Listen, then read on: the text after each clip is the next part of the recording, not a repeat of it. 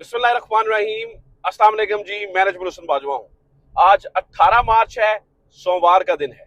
4-5 इंतहाई अहम तरीन और बड़ी खबरें हैं आपके साथ शेयर करने के लिए। सबसे पहली और अहम तरीन खबर तो ये है कि इमरान खान का दुश्मन नंबर 1 इंतहाई जिसे ताकतवर बनाकर पेश किया गया, उसने अपने आप को कमरे में बंद कर लिया है। इंतहाई डिप्रेस है, ताकत शाकत बढ़ गई है। और ये मैं नहीं कह रहा हूं, ये खबर दी है आलमी जरीदे ने। एक इंतहाई मोतबर अखबार आलमी जरीदा इस बारे में लिख रहा है। तो ये क्या हुआ, किस तरह से हुआ, क्यों कर हुआ, इसके बारे में कुछ तफसीलात मैंने आपके सामने रखनी है। नंबर 1। नंबर 2 नाज़रीन इकराम, इमरान खान के 200 केसेस को एक रात में खत्म करने की बात की जा रही है। 200 केसेस एक रात में खत्म करने की बात की जा रही है। ये कौन खत्म करा रहा है, क्यों करा रहा है, इमरान खान को इस बारे में क्या कहा गया है, इमरान खान को क्या ऑफर की गई है और इमरान खान की बहनों का इसके ऊपर क्या मौकफ है, ये मैंने दूसरी अहम तरीन खबर जो है वो आपके सामने रखनी है। इसके अलावा नाज़रीन इकराम, इंतहाई ताकतवर जर्नैल के ऊपर हाथ डाल दिया गया है। उसके भाई की गिरफ्तारी वाला मामला भी सामने आया है। ये क्या कहानी है, इसके ऊपर भी कुछ तफसीलात है आपके साथ जो है ना वो मैंने शेयर करने के लिए आपके सामने रखनी है। और कल मैंने 12 ब्रूटस का जिक्र किया था, जिसके बारे में इरशाद भट्टी साहब ने इशारा दिया था।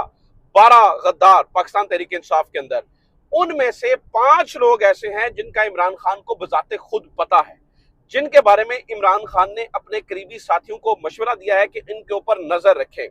वो कौन से लोग हैं और कौन सी गद्दारों की लिस्ट है जो तैयार पड़ी है, जो लिस्ट इमरान खान को जानी है, इमरान खान को वो लिस्ट भेजना चाहते हैं कुछ इंतहाई अहम तरीन और पार्टी के जो है ना वो सीनियर और खास लोग, लेकिन वो लिस्ट इमरान खान तक नहीं पहुंच पा रही है।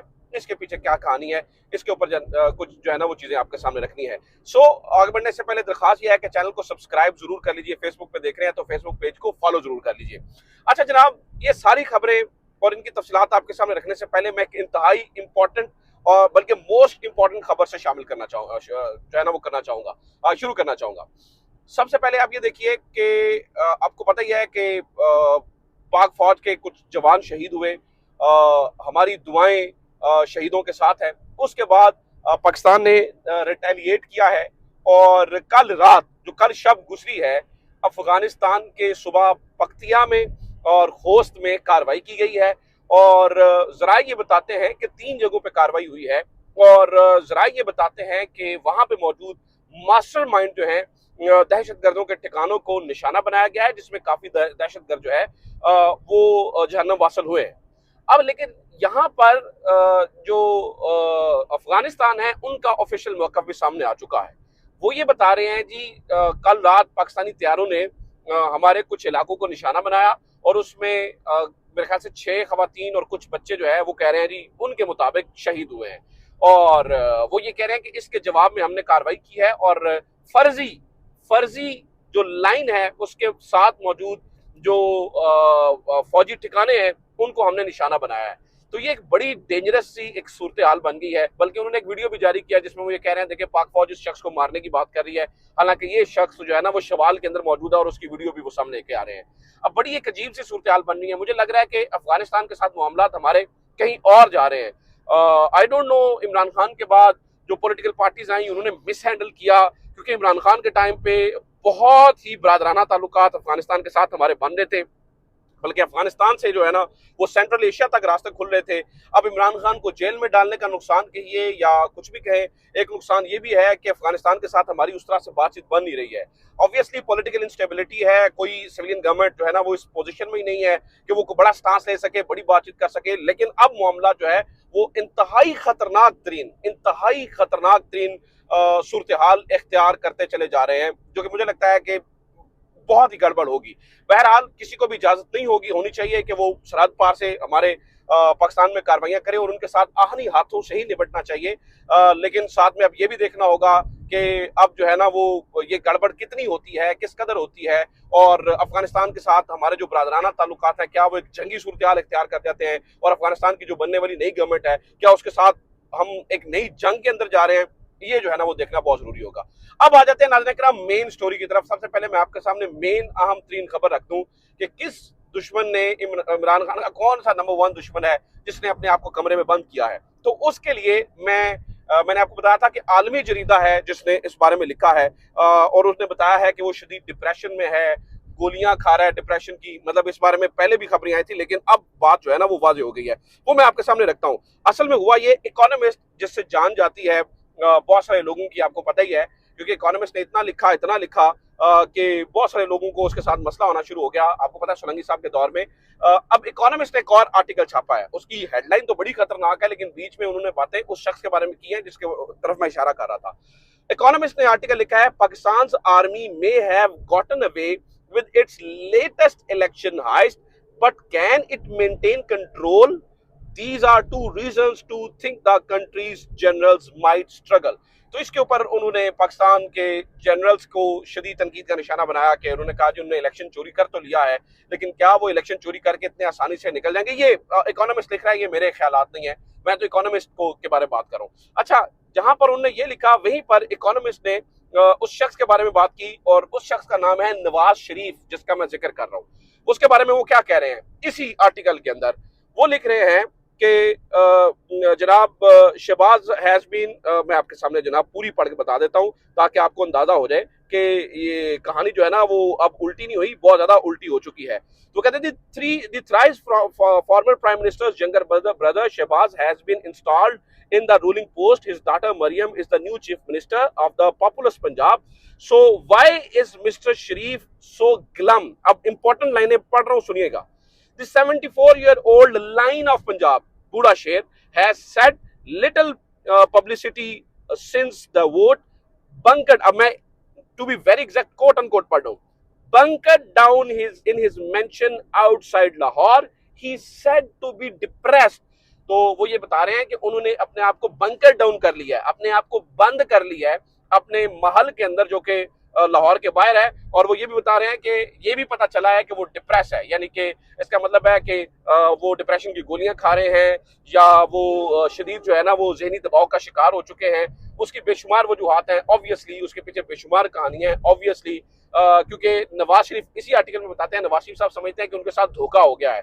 वजह यह है कि जिस काम के लिए बुलाया था, अब वो काम उन्हें उल्टा पड़ता हुआ नजर आ रहा है, और असल पावर जो है वो शहबाज शरीफ के पास चली गई है, उनके छोटे भाई के पास चली गई है। और नवाज शरीफ का हल्का बजाते खुद इतना वल्नरेबल है कि उसके नाम पर धमकाया जाता है। जैसे मियां जावेद लतीफ साहब ने कहा था ना, वो कहते हैं कि जब भी हम अपने हल्कों की बात करते हैं तो वो हमें NA-130 के नाम से डराते हैं कि ठीक है फिर खोलिए NA-130, फिर खोलिए NA-130, यानी कि इसके ऊपर वो आपको, वो कहते हैं नहीं, हमें डराते हुए नजर आते हैं। यानी कि नवाज शरीफ को जितवाने के लिए, अब आप नवाज शरीफ को जितवा के एक ब्लैकमेल करने के लिए एक पूरी फाइल अपने पास रख ली है कि जब भी नून लीग जो है ना वो ऐत करने की कोशिश करेगी, वो उनके मुंह पे मारेंगे फाइल, जनाब ये नहीं फाइल, अभी NA-130 खोलने ना तो आपकी पूरी की पूरी पार्टी जो है ना वो खड्डे में बढ़ जाएगी। तो अब ये देखिए कि ये वो शख्स है नवाज शरीफ, जिसे मरियम नवाज साहबा जो है ना वो बहुत जेल में भी जाती हैं तो उनके बड़े बड़े पोस्टर्स लगाती हैं, उनको जो है ना वो कहीं भी जाती हैं, यानी कि निगवान आटे की तस्वीरों के ऊपर उनके पोस्टर्स लगाती हैं। लेकिन एक्चुअली जो इकोनॉमिस्ट लिख रहा है वो ये बता रहा है कि वो डिप्रेस हैं। यानी नुसरत जावेद के मुताबिक नवाज शरीफ की सूरत हाल उस शख्स की तरह हो गई है जिसे रेडी पे डाल के मांगने वाले मांग तो लेते हैं, लेकिन एक्चुअली उस माजूर शख्स के पास कुछ नहीं होता। सो इमरान खान का ये सबसे बड़ा राइवल है इस टाइम जो है ना वो मुश्किल तरीन, बुरी तरीन कंडीशन के अंदर है। और कहानी यह है कि पार्टी का इतना बड़ा गर्क हो चुका है कि शहबाज शरीफ साहब मुकम्मल लेट चुके हैं, मुकम्मल। अब मैं आपको बताता हूँ किस तरह से लेट चुके हैं। इस चीज का भी नवाज शरीफ को दुख है। वो तो नवाज शरीफ के अंदर तो एक हमेशा से बात रही है कि वो एंटी एस्टेब्लिशमेंट जाते रहे हैं, लड़ाई लेते रहे हैं। अब उनकी इस नेचर को मार दिया उन्होंने। किस तरह से? अब आप सेनेट इलेक्शन का हिसाब लगाइए। सेनेट के अंदर इस वक्त की सूरत हाल ये है कि जनाब अनवारुल हक काकड़ साहब आ रहे हैं, उनको पाकिस्तान मुस्लिम लीग नून की सपोर्ट होगी। मोहसिन नकवी साहब आ रहे हैं, उनको पाकिस्तान मुस्लिम लीग नून की सपोर्ट होगी। वो वज़ीर आला बलूचिस्तान बन गए, साबिका वज़ीर दाखिला। अब आप ये देखिए कि अवाम की नजरों में, अब इस बात का नवाज शरीफ को इदराक है कि अवाम की नजरों में क्या इमेज जा रहा है कि जो आपने निगरान हुकूमत थी, कुछ सबको, किसी को आप चेयरमैन सेनेट बनाने के लिए दौड़ पे लगे हुए हैं, किसी को आपने वज़ीर आला बना दिया, किसी को आपने वज़ीर दाखिला बना दिया है। तो नवाज शरीफ को इस बात की अंडरस्टैंडिंग है कि अवाम इतनी बुद्धू नहीं है, और नवाज शरीफ को इस बात का दुख खाया जा रहा है कि पूरी की पूरी पाकिस्तान मुस्लिम लीग नून वाइप आउट हो रही है।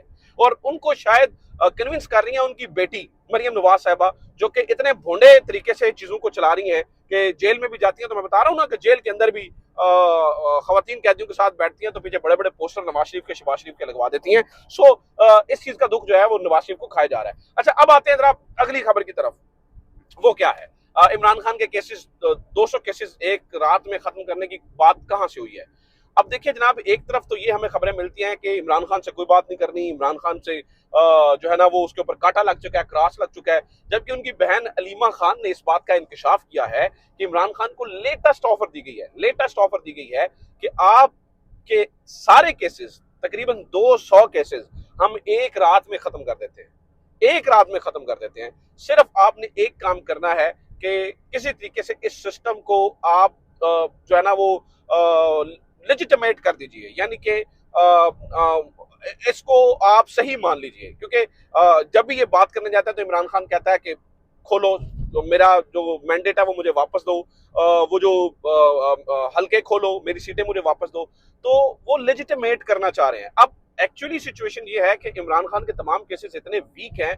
अब देखिए ना कि क्या ये हमारी कहानी है, मतलब हमारे निजाम इंसाफ के मुंह पे थप्पड़ है कि ताकतवर बैठ के कहते हैं कि तुम्हारे केसेस एक रात में खत्म करवा देंगे। अब इससे बड़ी और आप निजाम इंसाफ से क्या उम्मीद लगा सकते हैं? बहरहाल ये केसेस इतने बोगस हैं और इतने कमजोर हैं कि इमरान खान अब जो है ना वो उन्होंने आज नहीं तो कल, कल नहीं तो परसों, अब वो बिल्कुल बाहर आ रहे हैं। मीनवाइल क्या हो रहा है, मीनवाइल क्या हो रहा है नाज़रीन किराम, उनके बाहर आने से पहले एक और गेम जो है वो बड़ी जो है ना वो जोरों शोर से जारी है। वो ये है कि पाकिस्तान तहरीक इंसाफ की 20 मजीद सीटें पाकिस्तान मुस्लिम लीग नून को देने का फैसला कर लिया गया है।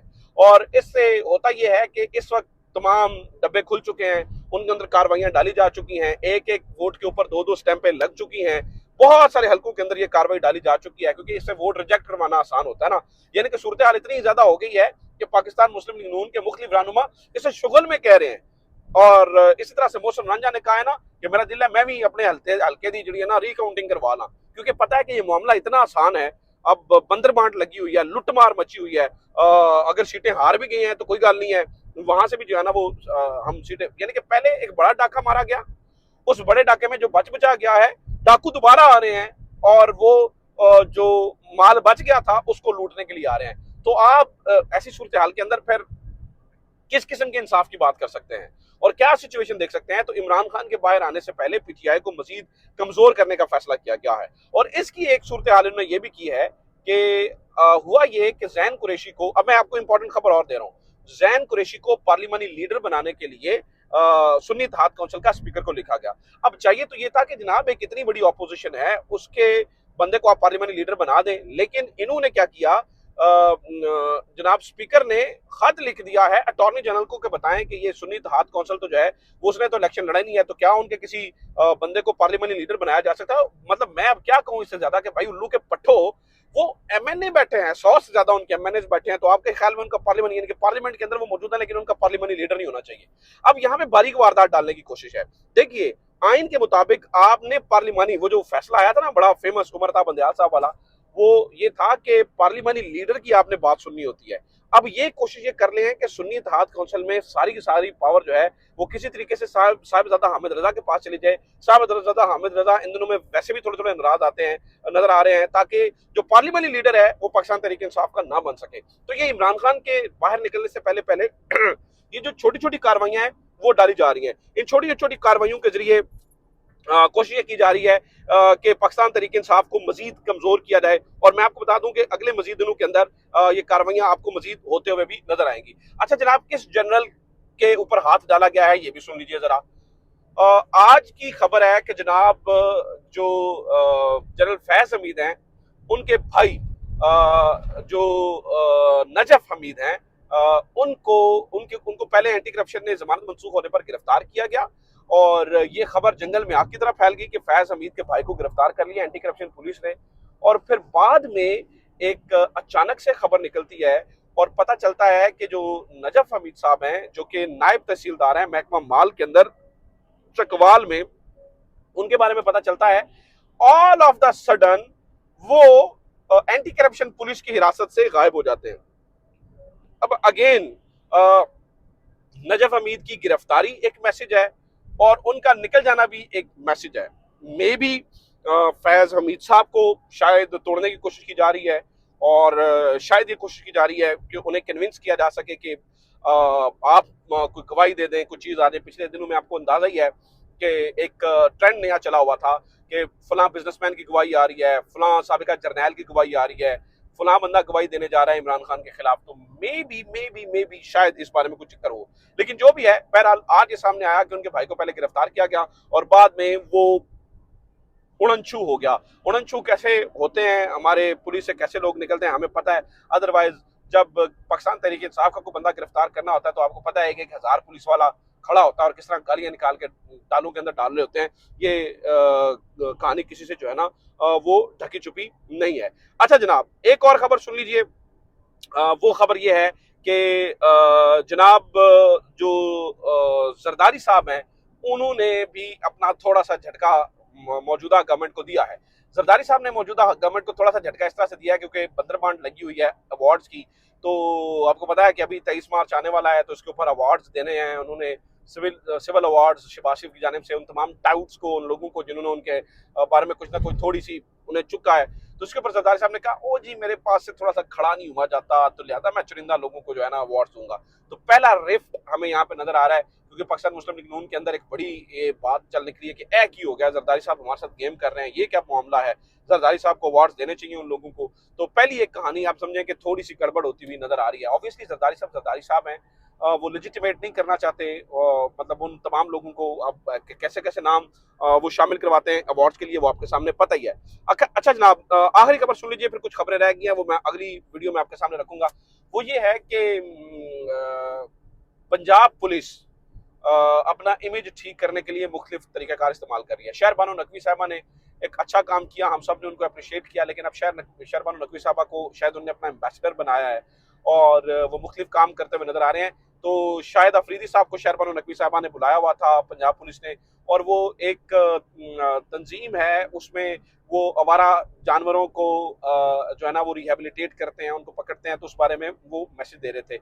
बड़ी अच्छी बात है। और वहाँ पे एक आयत लिखी हुई थी कि तुम अगर रहम नहीं करोगे, अल्लाह ताला कभी माफ फरमाए, रहम नहीं करोगे तो तुम पर रहम नहीं किया जाएगा।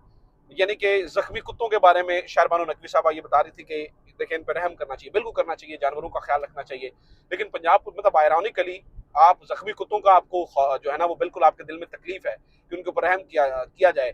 लेकिन मैं शहर बानो नकवी साहबा से पूछना चाहता हूँ, ठीक है आपको एम्बेसडर बनाया है, जब आप लिबर्टी गोल चक्कर के ऊपर जो है ना वो 4 लड़कों को सिर्फ इसलिए गिरफ्तार करवा रही थी कि उनके ऊपर उन्होंने पाकिस्तान तहरीक इंसाफ का झंडा जो है ना वो उठाया हुआ था, तो आपके ज़हन में ये आयत क्यों ना आई कि रहम नहीं करोगे तो रहम नहीं किया जाएगा? जब आपने तैयबा राजा को और सनम जावेद को गिरफ्तार करके पीछे कॉलें कर रही थी कि जनाब ये बंदियां गिरफ्तार कर ली हैं, तो तब आपके दिल में क्यों नहीं आया कि रहम नहीं करोगे तो रहम नहीं किया जाएगा?